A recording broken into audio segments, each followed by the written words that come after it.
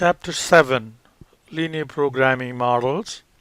In this chapter, we're going to introduce what linear programming is, and we will look at two different ways of solving.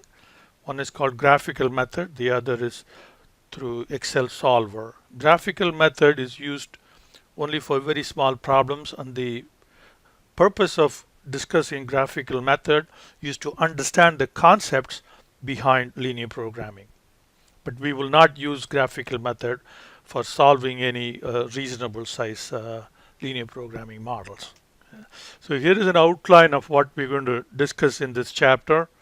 So we're going to define what linear programming is, and then we will go through an example of what is called formulating linear programming problems, and then we will use graphical method to solve the problem, and then we will use Excel solver, and then we will also look at what is called a minimization problem and special cases and sensitivity analysis.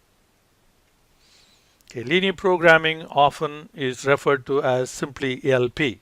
So LP means linear programming, and it can be used in many different business scenarios in almost all functional areas, starting from, of course, operations management, and we can use it in human resource management, we can use it in financial management, accounting, marketing, of course, transportation, and there is, as you can see, there is a wide range of applications for linear programming. And linear programming fits in with a broader category of modeling called mathematical programming, which includes not only linear programming but goal programming, dynamic programming, and so forth. So the requirements for linear programming are there are four basic properties that are in common. So we will have what is called an objective function. The objective function's value is what we want to either maximize or minimize. If the objective function represents something which is good, like profit or revenue or market share, so these are things that we want more of.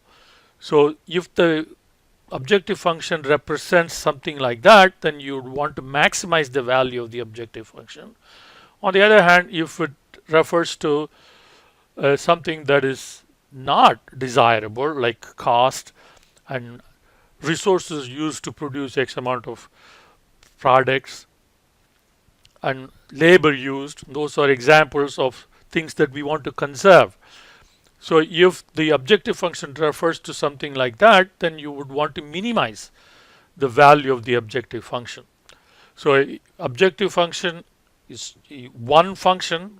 In linear programming, only one objective function is allowed. So it will be either maximize or minimize. So you can't do both, obviously.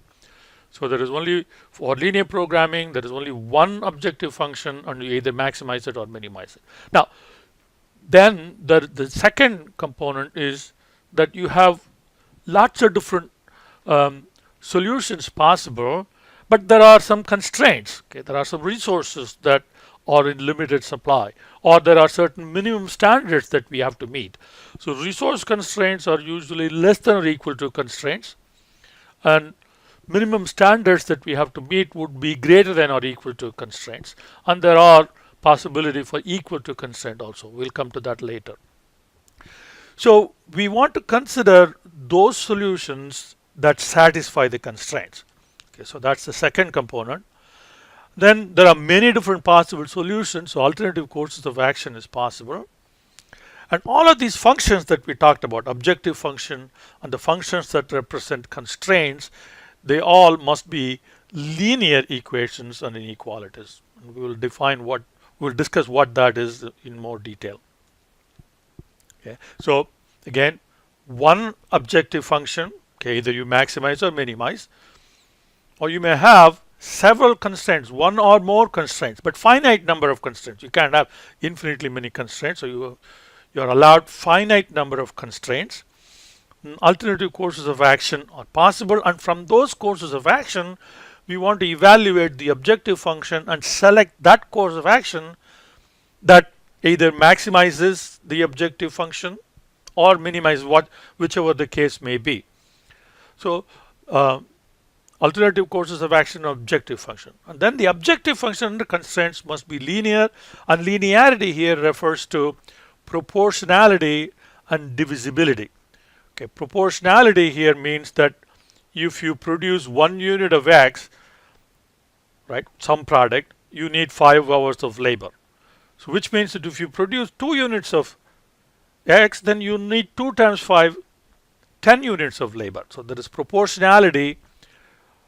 And divisibility here means X variable, the value of X itself is a continuous value, meaning that it can take any value. It need not take only integer value. As long as it is greater than or equal to 0, any number is allowed. And certainty is these parameters that we're going to be discussing, they are known and constant. They don't change. And the variable values themselves, or divisibility we already discussed, the variables are assumed to take only non-negative values, which means if you're looking at a graph, then the first quadrant is what is allowed. The variables must all be greater than or equal to 0. Now, when you try to formulate a linear programming problem, it is more of a critical thinking exercise rather than just plugging into some formulas and getting the answer. So formulation of LP problems is probably the most difficult and important step in solving linear programming problems. If you get the formulation done correctly, then the rest will fall into place very easily. So once again, this is more of a creative and critical thinking exercise. So there is no single way that this is the best or this is the formula that you use. But there are some broad guidelines that we can use, and that's what is listed here. The first 2 steps are more general, and the second and the third and the fourth step are more precise or more granular. The first 2 are, you have to understand what the problem is about. Okay? General understanding and a complete understanding of what is required. Then you must have a general understanding of what the objective is, the objective function that we talked about, and what are the constraints in achieving those objectives. Okay, so these are broad understanding, and not just broad and critical understanding of all the aspects of the problem. Once you have that, then you define the decision variables. Decision variables are the variables whose values we need to determine. For example, if it's a production problem, how many units should you produce? Okay, if in each month, or if it is a product mix problem and you have 5 different products, how many units of each product you need to produce? So these are objective functions. And then once you have the objective function done, then using the objective function, you write out the mathematical expressions needed for the objective function and the constraints. So number 1 and 2 are critical.